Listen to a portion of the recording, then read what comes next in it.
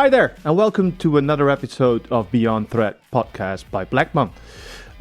As always, I am your host, Erik Janssen Steenberg, and we will be taking you on a journey through what is developing, what are the trends in supply chain management, logistics, the world we operate in, and then predominantly in the fashion and lifestyle sector.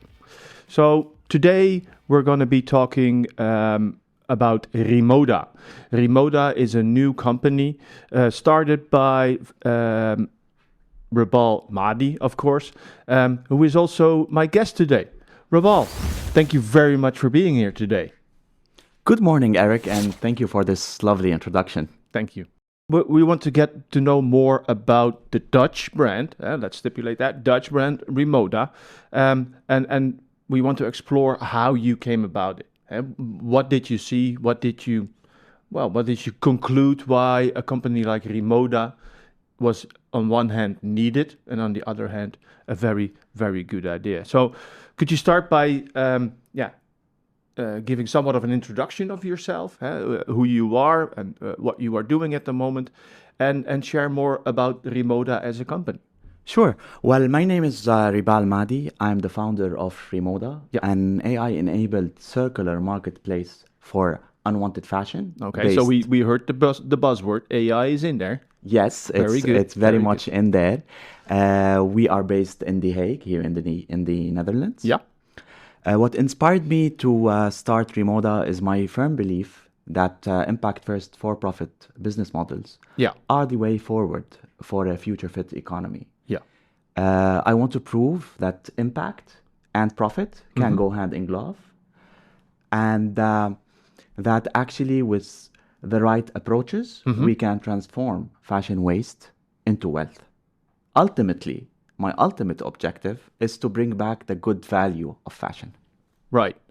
And with that idea in mind, looking through our sector, looking in the market, was there a distinct gap? Was there no company or trend looking after filling that gap?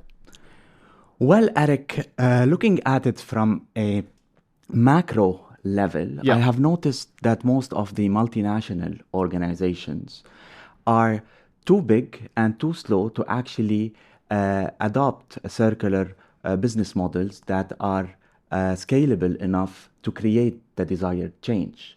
And thus there was a need, in my opinion, for bottom-up approaches through innovation. While looking at things from a micro perspective, I saw that brands, consumers, and the society share the same pain points of unwanted fashion. Absolutely. While our current linear models are based on exchanging value, I found an opportunity here to create a new circular closed-loop model based on sharing value between brands, consumers, and the society. And this is how I came up with Rimoda. And that is, of course, a different approach than what we have been seeing so far. But with all due respect, starting a new business, it's kind of gutsy. It takes a lot of stamina. And if we look at the brands that, for instance, Bleckmann works with, they are around for decades, not centuries, decades, have a lot of expertise in-house. So what was the point that you were convinced that the solution, the service that you had in mind was actually viable? That's the tricky part. Yes, well, at one point, we are around 4 years away from the UN SDG 2030 global agenda goals. Correct. And yet, we remain very far from the desired results. Yes. So at one end, we find that sustainability and the SDGs are not up to the expectations. Probably because the SDGs are telling us what we should do. Yes. Here comes circularity, in my opinion, that provides practical implications. It actually tells us how we can achieve that. Yes. So this stems from my own perspective that circularity and circular fashion business models could actually bridge this gap and help us achieve our sustainability goals. Yeah, but what you're saying is that you don't necessarily need to be reactive, but you want to be proactive. But for that, you need to look at circularity in a different kind of way. So, yeah, the question must be, how do you look at it? What is circular fashion to your opinion? Exactly. And thank you for asking me this question. Because I have been, for example, looking at the R ladder. Despite the fact that it brings us a wealth of knowledge and it has inspired a lot of innovators and policymakers around the world to set the tone for accelerated circularity adoption, it remains modeled on a linear shape. It is actually a ladder. What for the people listening that say, wait, R ladder? Do you know a way how to explain what the R ladder is in a couple sentences? Yes, to keep it simple, the R ladder is the framework that defines the 10 actions that we should take towards accelerating circularity, like reusing, like repairing, like retaking, remaking, recycling, and so on. There you go. However, the way it is currently modeled is on the shape of a ladder, which in my opinion is linear. It remains a linear shape.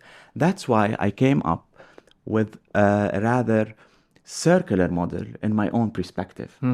So to create a circle, we need a perfect triangle. And for a triangle, we need 3 different points or stakeholders. In my case, it was consumers, brands, and the society. Yeah.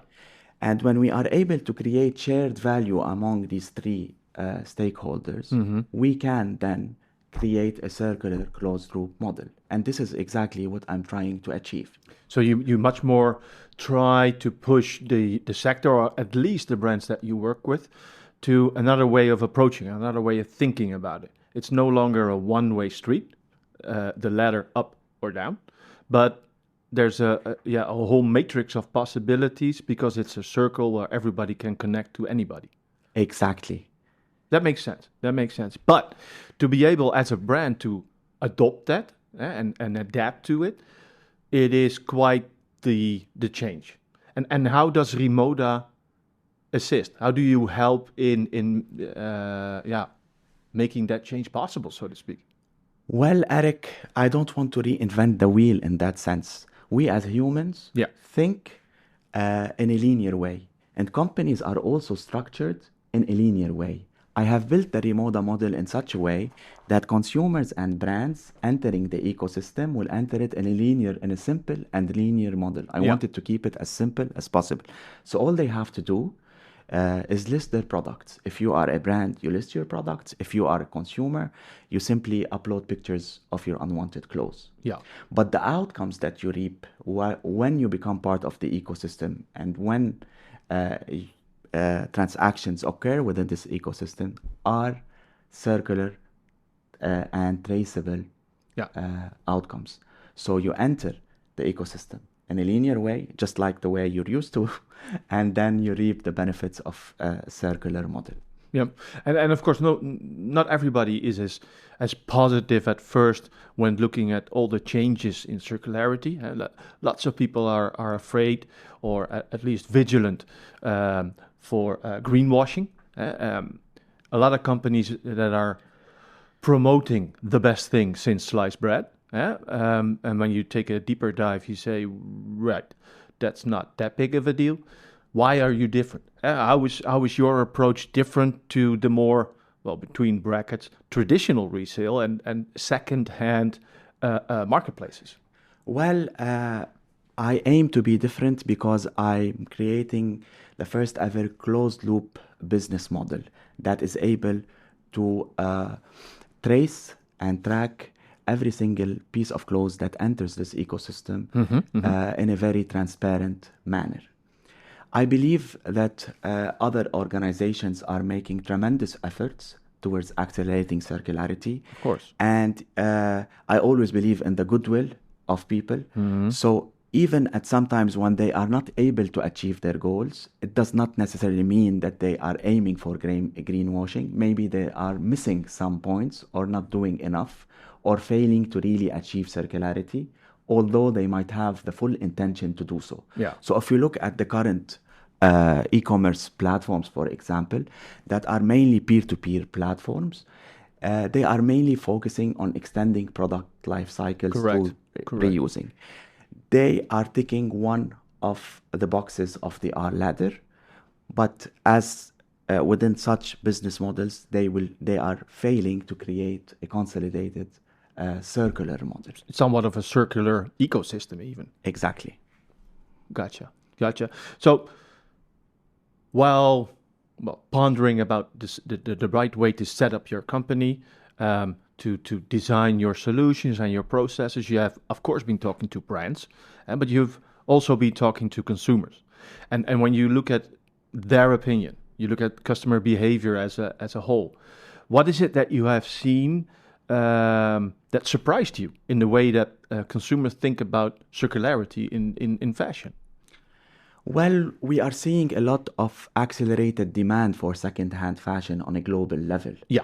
And this market is expected to reach $500 billion, according to a study done by Boston Consulting Group by 2030, I guess. Mm-hmm. So this is very good news already. But it's also notable to mention that this growth is being fueled by Generation Alpha, these young consumers aged 12 to 20 that are environmentally conscious. They have been brought up with terms like circularity, sustainability. They are influencing also their parents' buying decisions, and they often prefer the collective positive action to their individual own benefits. Yeah. And this is a very important target segment, in my opinion, that brands should focus on recognizing and on retaining within their marketing strategies. And this is exactly what Rimoda aims to do. Yeah, and what you just said, so the younger generation influencing the other generations, absolutely true. My kids are 17 and 19, and since they were young teenager, they indeed have been influencing me in how I approach buying fashion. But as a family as a whole, they get more and more say and influence me. So yeah, I think you're right. And is that also what you see in the communities, consumer behaving, shaping the future of circularity, or is it the other way around?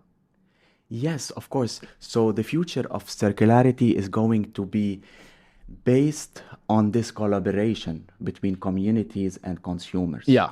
And here we can refer, for example, to the Netherlands as a case, as a country. I think that the Netherlands is a pioneer in promoting the shared economy between the communities and consumers, where the municipalities play a very big role in promoting circular business models, for example. Yeah.